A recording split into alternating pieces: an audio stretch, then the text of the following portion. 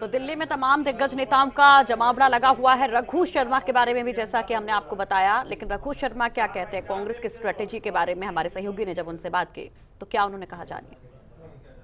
हमारे साथ मौजूद हैं राज्य सरकार के कैबिनेट मंत्री और वरिष्ठ कांग्रेसी नेता रघु शर्मा साहब। उनसे बातचीत करते हैं, जो लगातार यहीं पर हैं दिल्ली में 2 दिन से। शर्मा साहब, आज भी आप तमाम लोग यहाँ हैं, कार्यकर्ताओं को अभी इंतज़ार है, क्या कुछ अब बैठक एक और होने वाली है, क्या रणनीति रहेगी? होली के बाद मीटिंग होगी।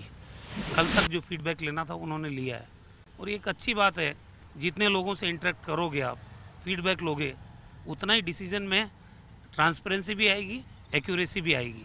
तो हमारी जो लक्ष्य है कांग्रेस पार्टी का 25 की 25 सीट जीतने का, उस लक्ष्य की तरफ हम बढ़ रहे हैं। पार्टी के तमाम नेताओं को इन्वॉल्व किया जा रहा है, उनकी भावनाओं को जाना जा रहा है और उनकी भावनाओं का जो निचोड़ निकलेगा उसी के अनुरूप उम्मीदवार उतारेगी पार्टी। एक सवाल है जो लगातार कार्यकर्ताओं के मन में भी आता है कि जनप्रतिनिधियों को, यानी जो अभी विधायक हैं, उन्हें टिकट दिया जाएगा या नहीं, इस तरीके के सवाल।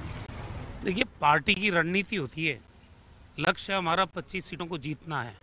अब उसमें चाहे मंत्री हो, वरिष्ठ नेता हो, चाहे विधायक हो, अगर पार्टी ये फैसला करती है कि पार्टी हित में वो सीट वो व्यक्ति जीत रहा है, तो निश्चित रूप से आलाकमान को ये फैसला करने का अधिकार है और आलाकमान हमारे यहाँ जो फैसला करते हैं उस फैसले को सब मानने को बाध्य भी है हम लोग। भाजपा सांसदों पे क्या कहेंगे आप, क्योंकि भाजपा के जो सांसद है राजस्थान में, हालांकि 2 सीटें, एक को तो आपने ही करारी शिकस्त दी थी एक सीट पर और दूसरी अलवर, और उसके अलावा अभी जो 22 सांसद भाजपा के हैं उनकी स्थिति पर क्या कहेंगे? वो दावा कर रहे हैं कि अब 22 नहीं 25 सीटें जीतेंगे। भारतीय जनता पार्टी तो पूरा देश जीतने की दावा करेगी, लेकिन जीत नहीं पाएगी, इसलिए कि उनके कर्म खोटे हैं। धोखा दिया देश की जनता को उन्होंने।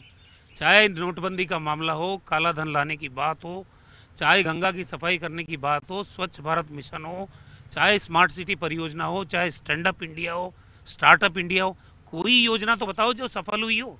सिवाय झांसा देने के, नरेंद्र मोदी भाषणों से देश चलाना चाहते हैं, जुमलों से देश चलाना चाहते हैं, झूठ परोसे। एक आखिरी सवाल और, प्रदेश भारतीय जनता पार्टी में अलग अलग बायोडाटा का दौर चल रहा था, अलग अलग नेता मिल रहे थे, क्या आप मानते हैं कि एक साथ उन्हें बैठना चाहिए था, लेकिन अलग अलग बायोडाटा दे के जा रहे थे कार्यकर्ता, उस पर क्या? बीजेपी में वर्टिकल डिवीजन है। उनकी जो ए टीम है उसको तो उन्होंने घर बैठा रखा है और बी टीम का नेतृत्व कर रही है बी टीम, और सी कैटेगरी में डाल दिया गया है जो पोटेंशियल लोग हैं। जिस तरह का वर्टिकल डिवीजन, जिस तरह का झगड़ा आंतरिक, हमारे पास भी सब खबरें हैं। बीजेपी में जो मुगालता उनको है कि वो जीत रहे हैं, वो एक एक करके ताश के पत्तों की तरह हारेंगे इस चुनाव के अंदर। जब परिणाम आएगा तब बात करेंगे हम। इनके जितने केंद्रीय मंत्री हैं उनकी सबकी हालत खस्ता है। जिनको नरेंद्र मोदी ने अपनी मंत्रिमंडल की माला में पिरो के रखा था मोती की तरह, वो मोती सबसे पहले बिखर रहे हैं इस चुनाव के अंदर।